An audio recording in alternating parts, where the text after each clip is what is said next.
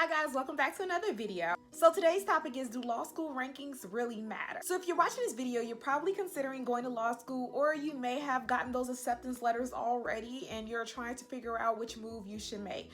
And so I want to just talk about law school rankings as it relates to a few things. Hopefully this will help you make the best decision for you. So first, let's be clear about what rankings really mean in the real world. As far as big law employers go, if you're not tier 1, then you're everybody else. I think that law students tend to have this misconception if they go to, it used to be known as a tier 2 or 3 school, but they were able to avoid a tier 4 school at all costs. They just didn't want to be associated with that stigma, that they're somehow in a running compete with a Harvard grad or a Yale grad, and that's just simply not the truth. There's the 1%, and then the rest of us, we kind of all sit at the table together. Sorry to bust your bubble. But let's go ahead and get into does the ranking even matter? That depends on what your end game is. It's the outcome to work in big law.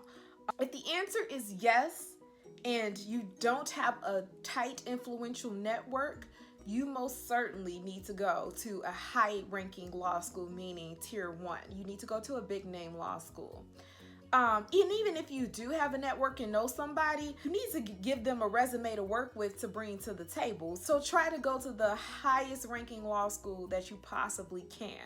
Sorry guys, I was giving you some good info and then I realized I wasn't recording. I'm going to insert a clip right here.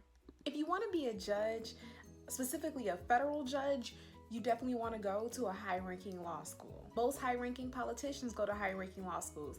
For example, Joe Biden, who graduated at the bottom of his class at Yale, nobody cares because he went to Yale. If you want to publish, then going to a high-ranking law school also gives you authority. People assume that if you went to a fancy school that had a huge library with all these books, then you've read all these books, so your word is law to them. And teaching, if the end game is to be a professor of the law, especially teaching a doctrinal course, having a high-ranking law school on your resume certainly helps with that and fast tracks that course.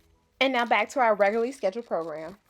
But let me be clear, you don't need to go to a high-ranking law school to make a lot of money. There are different paths to using your JD and a bar card to creating wealth.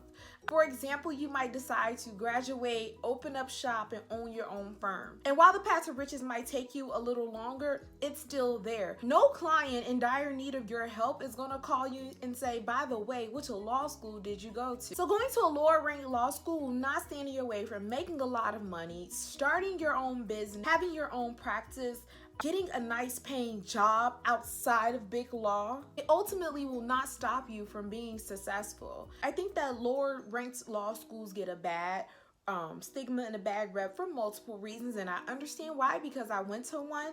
But if your LSAT score is just not there and you've done all you can do and you've tried, and your only opportunity is to go to a lower ranked law school, don't let the ranking stand in between you and your JD. People choose to go to lower ranked law schools for multiple reasons. Sometimes it's location.